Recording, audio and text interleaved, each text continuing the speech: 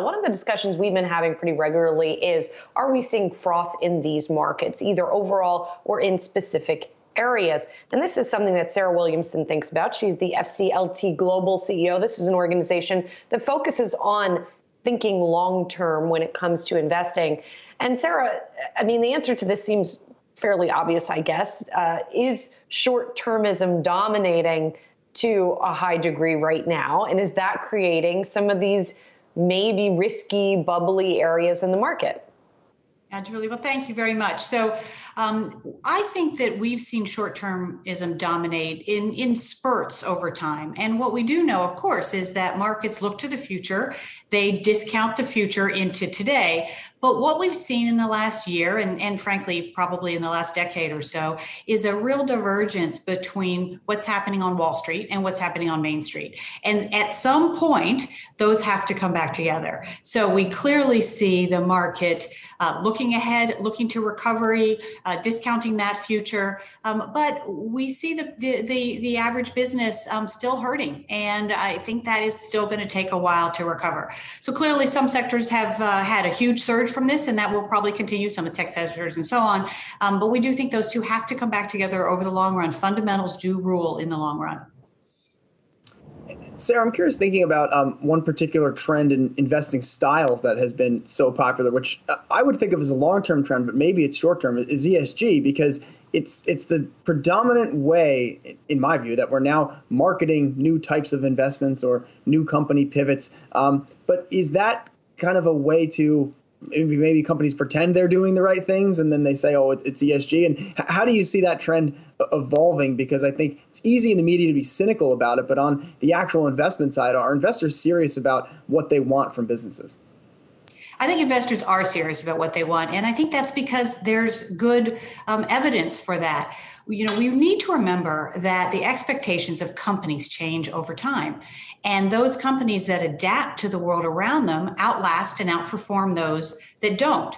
And that's true whether we're talking about evolving technologies or changing customer or employee or societal expectations. So one area related to ESG where expectations of companies have significantly changed is on diversity of boards. And I'm sure you know NASDAQ has a proposal into the SEC right now that asks their companies to disclose the level of diversity on their boards and explain why, if there isn't much diversity there. And there's strong evidence that diversity and long-term value go hand in hand. So our research shows, for example, that companies with the most diverse boards outperform those with the least diverse boards by almost 3%, looking at return on invested capital.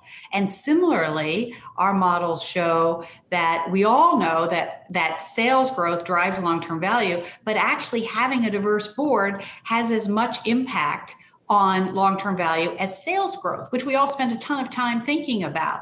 So what I would say is it's unclear whether having a more diverse board drives performance or whether the better performing companies have more diverse boards. You know, it's a little chicken and the egg. But what is very clear is that companies that are less diverse are the underperformers. And so I think as we think about ESG, there is right now some window dressing, greenwashing, whatever you want to call it. But the fundamental concept that companies that are looking to the future, are trying to be sustainable, are thinking about where the world is going, will likely outperform over time, I think is pretty hard to argue with when you look at the arc of history.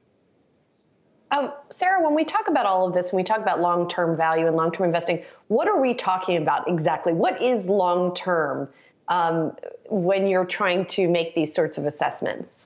Yeah.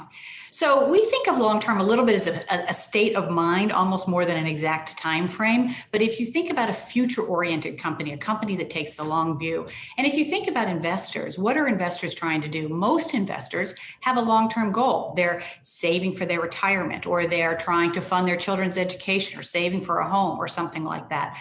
So the way that we think about long-term is that it's not forever, but what it is trying to align an expectation about a company or an expectation about performance with the expectation about the investment. And so we've just done some work which we've published about the gap between investors' intentions. Many investors invest with intentions of using that money in 8 years or 10 years or 20 years, but they get very focused on what's happening today, tomorrow, the next day. That's where we see the loss. It's when people chase the short term at the expense of the long term. It's not that the short term isn't important. It's when they chase the short term at their own detriment in the long term.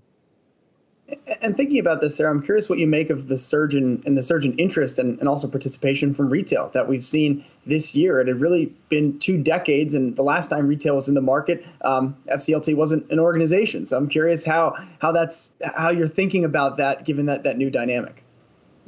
Yeah, we've only been around for 4.5 years, so that's for sure. But I would say that one of the sort of interesting things of the people being at home is this increased interest in managing their own money, which of course is very important. And I think that there is a real value in people understanding the companies that they own, what they're investing in, what the purpose of that company is, what the company's long-term strategic roadmap is, and then trying to watch that company and see if they are making progress on that long-term roadmap. And if they are, and if they are hitting their KPIs along the way, then probably in the long run, that's going to be a pretty good investment. I think that the trick for retail investors at home is to not get caught up too much in the day-to-day, because what we all know and what we've learned from the behavioral scientists is that we feel losses more than we feel gains. And that's just hardwired into our brains. And so the goal is to keep coming back to what's the money for? Is it for something in 10 years? Is it for something tomorrow? If it's for something tomorrow, it shouldn't be in the market. So aligning that long-term time frame, or whatever the retail investor's time frame is, with their perspective is hard. And I understand it's challenging to do. It's challenging for anyone, but that should be the goal. Yeah, especially when people maybe are getting that stimulus check and maybe don't have work right now. So they're finding a new hobby, so to speak. It seems like that's what's driving part of this trend. Sarah Williamson, thanks so much for being here. FCLT Global CEO. Good to get some time with you today. Thank you. Thank you.